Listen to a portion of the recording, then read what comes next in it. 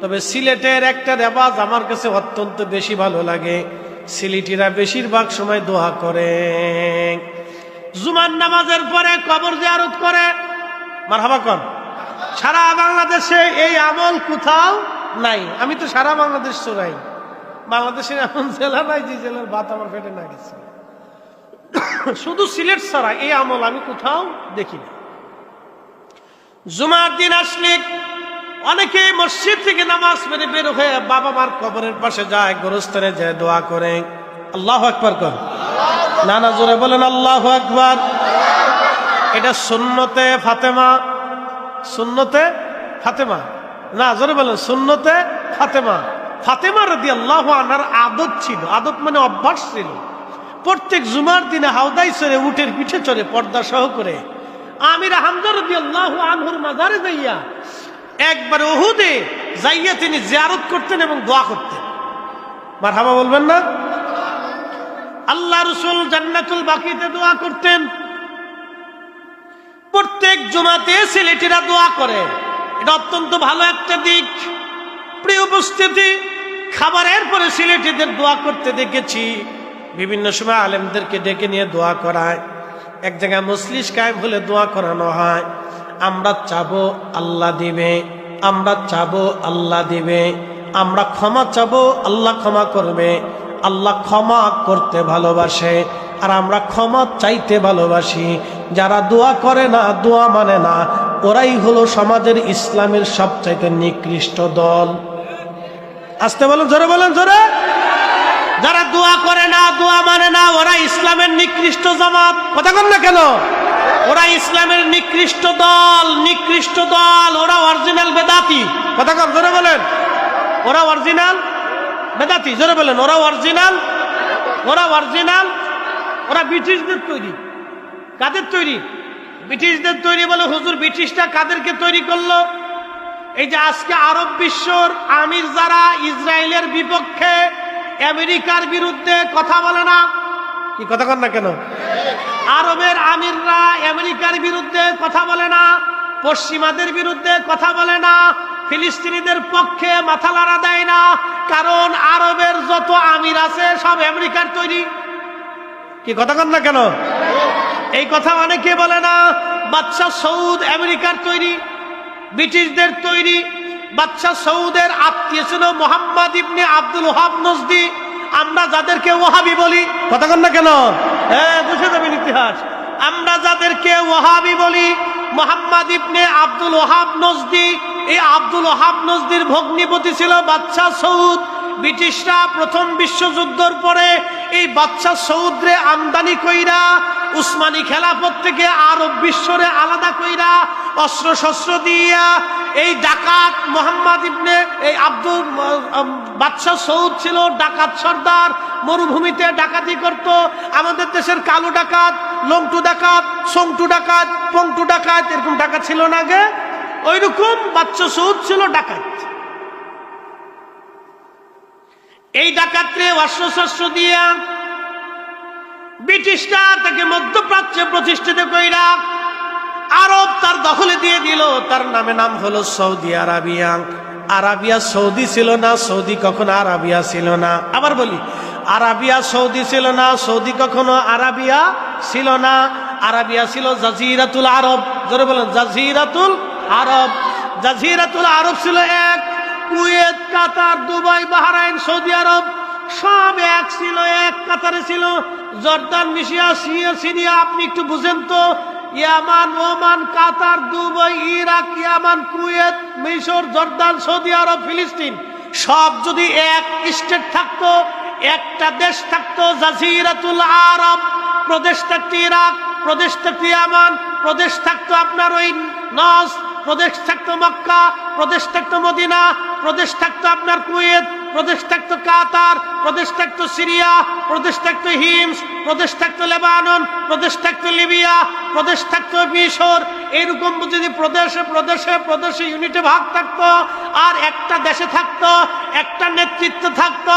পশ্চিমা কেন, ইসরায়েল কেন, পৃথিবীর সমস্ত কাফেররা মিলেও মুসলমানের চুল লড়াইতে পারতো না।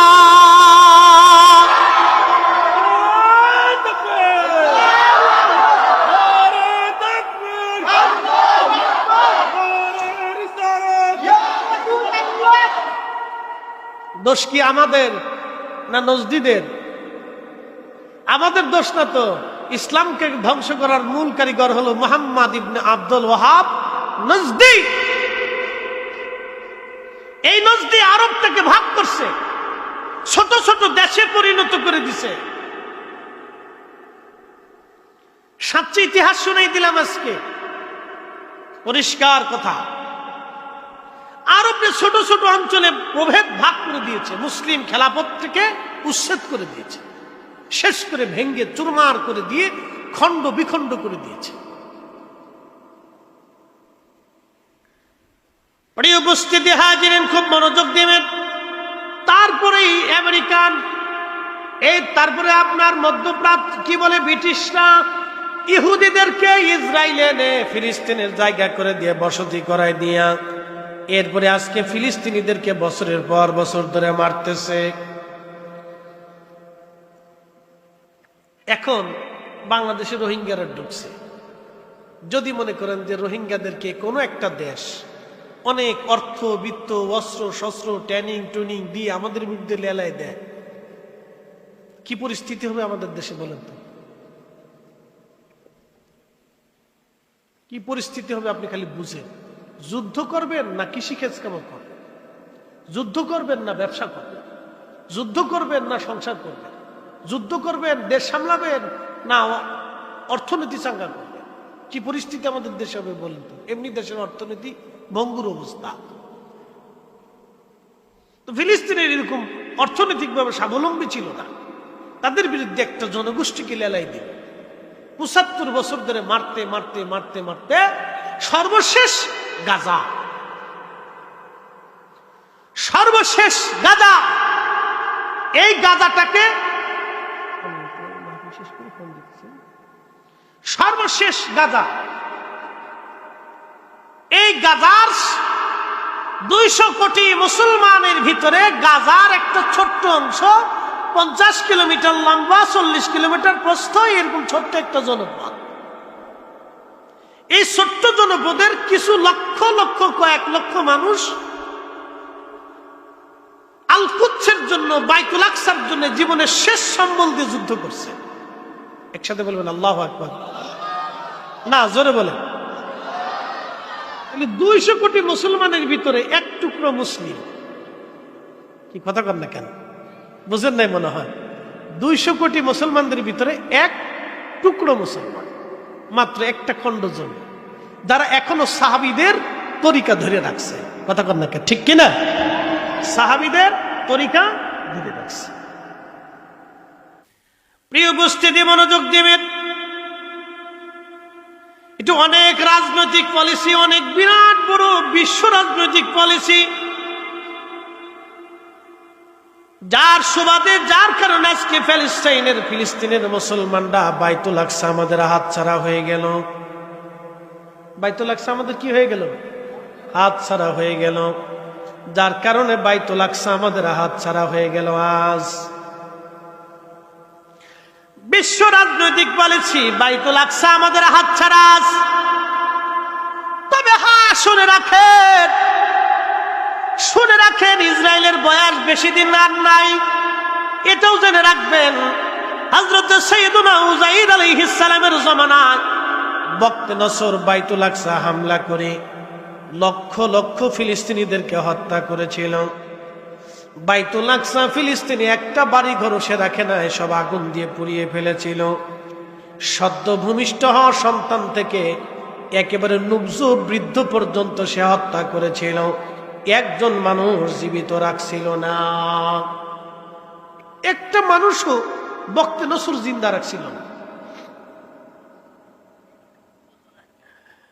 আল্লাহ উযাইরকে বলেন, উযাইর, বাইতুল আকসা একবার দেখে আসুক।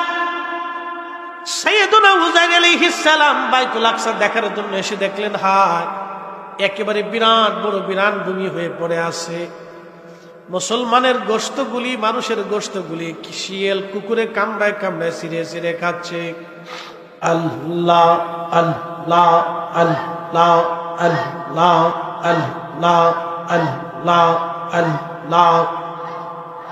আল্লাহ যেই দিন কাজী হবে ये जर्रा जर्रा की ये सब नीबे हा हा अल्लाह जैदेन काजी गावी ये जर्रा जर्रा की ये सब नीबे আহা সেই দিন তোমায় কে তরাবে সেই দিন তোমায় কে তরাবে মুহাম্মদ রাসূল আখিরাতে পার হবি তুই পুলসিরাতের পোল আল্লাহ আল্লাহ আল্লাহ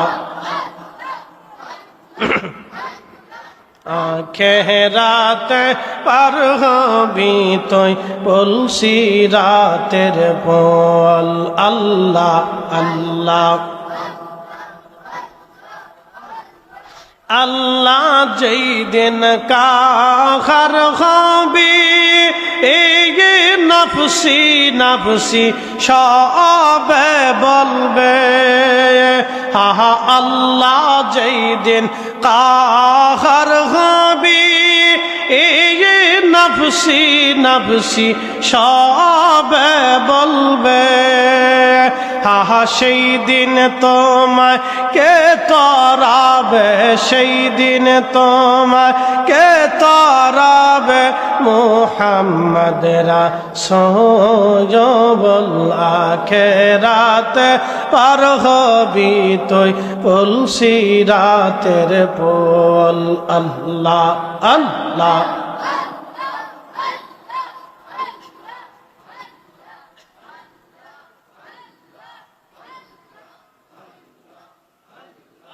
লা ইলাহা ইল্লাল্লাহু লা ইলাহা ইল্লাল্লাহু মুহাম্মদ রাসূলুল্লাহ কে রাতে পার হবি তুই পুলসিরাতের পোল আল্লাহ আল্লাহ আল্লাহ আল্লাহ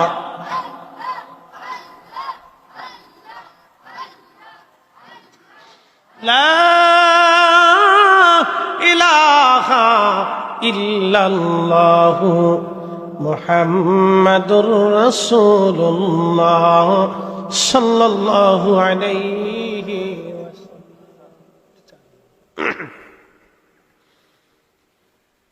প্রিয় উপস্থিতি হাজিরিন, খুব মনোযোগের সাথে কথাগুলি শুনবেন। হযরতে সালাবা রাদিয়াল্লাহু আনহু আল্লাহ বললেন, ইয়া রাসূলুল্লাহ, আপনি সালাবাকে সুসংবাদ দিয়ে দেন, আমি আল্লাহ সালাবারে মাফ করে দিয়েছি। একসাথে জোরে বলেন সুবহানাল্লাহ। ওই মজলিসে আবু বকর, ওমর, উসমান, আলী, সালমান ফারসি এক জামাত সাহাবী বসা। নবীজি বললেন, সালাবাকে পাহাড় থেকে কে আনতে যাবে, তার সুসংবাদ কে দিবে বলো। আবু বকর এবং ওমর দাঁড়িয়ে গেলেন, সালমান ফারসি এবং হযরত আলী দাঁড়িয়ে গেলেন। নবীজি বললেন, সালমান ফারসি এবং আলী, তোমরা দুইজনে যাও, সালাবাকে ডেকে নিয়ে আসো, সুসংবাদ দাও, আল্লাহ তাকে মাফ করে দিয়েছে। হযরত সালমান ফারসি এবং হযরত আলী দুইজনে মিলে রওনা করলেন। পাহাড়ে যে খুঁজতে খুঁজতে খুঁজতে খুঁজতে রাত হয়ে গেল। দেখেন সালাবা এক কোনায় পড়ে পড়ে কাঁদতেছে আর বলে, আল্লাহ, পালাতক গোলাম মনিবের দরজা থেকে পালাতক গোলাম, নাফরমানি গোলামের কি হায় কি পরিণতি হবে। আল্লাহ আল্লাহ আল্লাহ, হায় আমার কি পরিণতি হবে। হযরত ওমর এবং সালমান ফারসি রাদিয়াল্লাহু আনহুমা দুইজন যা বলতেছে, সালাবারে তাড়াতাড়ি মদিনায় চলো, সুসংবাদ হলো আমার আল্লাহ তোমার জীবনের অপরাধ মাফ করে দিয়েছে। সাহাবী রাসূল হযরত সালাবা পাহাড় এলাকা থেকে রওনা দিলেন। তারা তিনজনে হেঁটে হেঁটে আস্তে আস্তে মদিনায়। হযরত বেলাল যখন আযান দিলেন ফজরের ওয়াক্তে, ঠিক তখন তারা মসজিদে নববীতে ঢুকলেন। আল্লাহর নবী সুন্নাত নামাজ পড়ে জামাতে দাঁড়িয়ে গেলেন। নবী সাহাবী সালামা রাদিয়াল্লাহু তাআলা আনহু তিনি নামাজে দাঁড়িয়ে গেলেন। আল্লাহর নবী দ্বিতীয় রাকাতে যখন পড়তেছিলেন, সূরা ফাতিহা পড়ার পর নবী শুরু করলেন, আল্লাহাকুমুত তাকাসুর হাত্তা যুরতুমুল মাকাবির।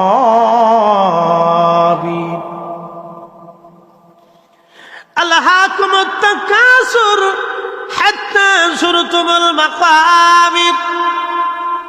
সম্পদের প্রাচুর্যের প্রতিযোগিতা মানুষ আমি আল্লাহ থেকে জুদা হয়ে যায় কত সময় পর্যন্ত? হাত্তা যুরতুমুল মাকাবির, কবর পর্যন্ত।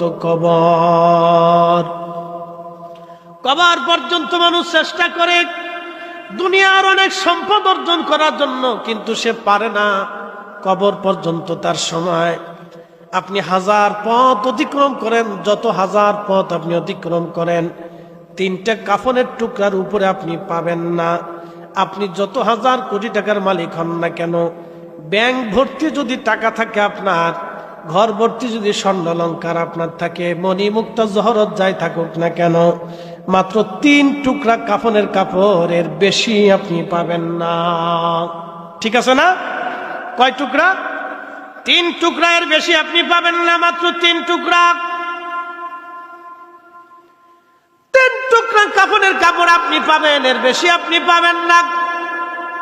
হাজার হাজার বিঘা জমির মালিক যদি আপনি হন, মাত্র আপনার জন্য 3.5 হাত বরাদ্দ, এর 1 ইঞ্চি বেশিও পাবেন না, কমও পাবেন না। এই জন্য আল্লাহ বলেন, হাত্তা যুরতুমুল মাকাবির, কবর পর্যন্ত সময়। কাল্লা সাউফা তা'লামুনা সুম্মা কাল্লা সাউফা তা'লামুন। অতবার সে জানবে, অবশ্যই সে জানতে পারবে, অতবার সে অবশ্যই জানতে পারবে, বুঝতে পারবে। প্রিয় উপস্থিতি, মনোযোগ দিয়ে শুনবেন। সূরা তাকাসুর যখন নবীজি শুরু করলেন, আল্লাহাকুমুত তাকাসুর, হযরত সালাবার শরীর হাত পা কাঁপা শুরু হয়ে গেল। একসাথে বলবেন আল্লাহু আকবার। আল্লাহাকুমুত তাকাসুর। সালাবা রাদিয়াল্লাহু আনহু শরীর কাঁপতে লাগলো, থরথর করে শরীর কাঁপা শুরু হয়ে গেল। প্রিয় নবী যখন বললেন, হাত্তা যুরতুমুল মাকাবির, হযরত সালাবা চিৎকার দিলেন, হাত্তা যুরতুমুল মাকাবির। সালাবা একটা চিৎকার দিলেন, চিৎকার দিয়ে তিনি জমিনে পড়ে গেলেন। নামাজরত অবস্থায় তিনি আর দুনিয়ায় রইলেন না, আল্লাহ তাকে নিয়ে চলে গেল। একসাথে বলবেন আল্লাহু আকবার। না না না, জোরে বলেন আল্লাহু আকবার। তেলের গাড়ি তেলে চলে, হাওয়ার গাড়ি হাওয়ায় উড়ে, বিনা তেলে চালাই গাড়ি নবী সুলাইমান। আমরা সেই মুসলমান। খুদার ভয়ে সালাবা নামাজরত অবস্থায় চিৎকার মেরে স্টাক করলেন তিনি। এই জন্য আল্লাহ বলেন, ইয়া আইয়ুহাল্লাযীনা আমানুত্তাকুল্লাহা হাক্কা তুকাতিহি ওয়া লা তামুতুন্না ইল্লা ওয়া আনতুম মুসলিমুন।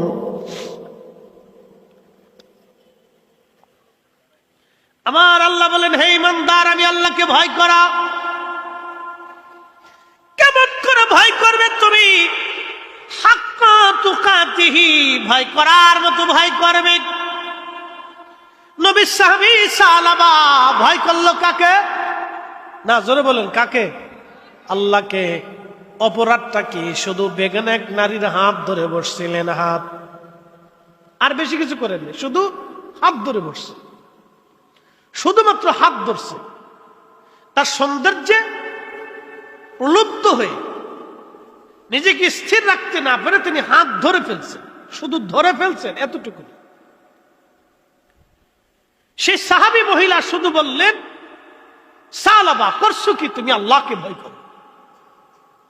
তুমি কি বুঝতে পারতেছ না তুমি কি করতেছ?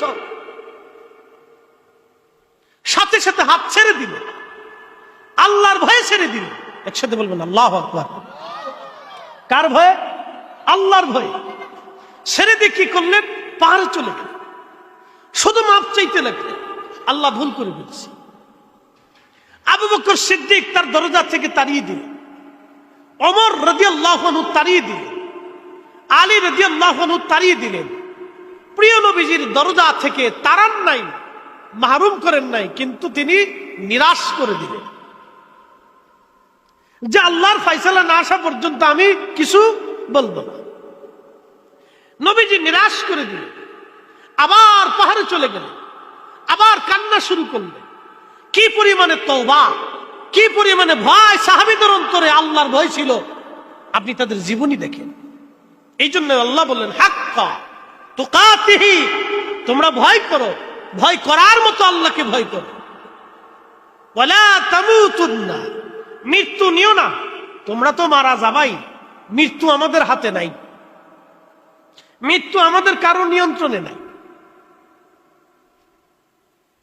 যদি আজকে বলা হয় যে তোমাদের সবার হাতে মৃত্যু দিয়ে দিলাম, তোমরা মৃত্যু নিয়ন্ত্রণ করবা, তাহলে পৃথিবীতে মহামারীর মতো মানুষ মরে যাবে। 800 কোটি মানুষ থেকে সব মরে 8 কোটি থাকবে, বাদ বাকি সব শেষ।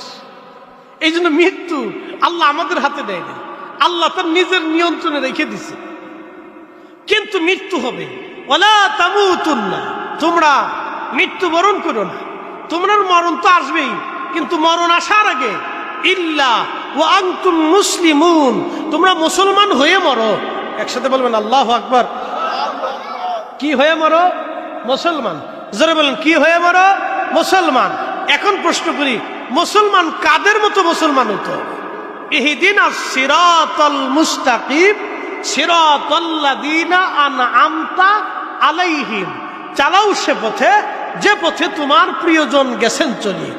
বাংলাদেশে হাজার হাজার শাহজালালের কবর আছে, কিন্তু শাহজালাল ইয়ামানি মুজাররিদি একজন। কি কথা কন না কেন? জোরে বলেন। বাংলাদেশে আব্দুল লতিফ বাংলাদেশে বহু আছে, হাজার হাজার আছে, কি কথা কন না? আছে না নাই? কিন্তু সাহেব কেবলা ফুলতুলি রহিমাহুল্লাহ একজন। কথা কন না কেন? ঠিক আছে না নেই? হযরতে শাহপরান, শাহপরান কিন্তু বাংলাদেশে পরান শাহপরান বহু আছে, নাসির উদ্দিন বহু আছে, মোস্তফা নাম বহু আছে, কিন্তু সিফাতুল্লাহ নাসির উদ্দিন একজন। সিফাতুল্লাহ নাসির উদ্দিন একজন, শাহপরান একজন, তাদের মতো আর কেউ হবে না। একসাথে বলবেন আল্লাহু আকবার। এই জন্য মনে রাখতেন, আমাদের মুসলমান হতে হলে তাদের মতো হতে হবে। কথা ঠিক কিনা? কাদের মতো? ওলিদের মতো। জোরে বলেন, কাদের মতো? ওলিদের মতো। আল্লাহু আকবার। একসাথে বলেন, কাদের মতো? ওলিদের মতো। আল্লাহ আমাদেরকে কবুল করুক, সকলে বলেন আমিন।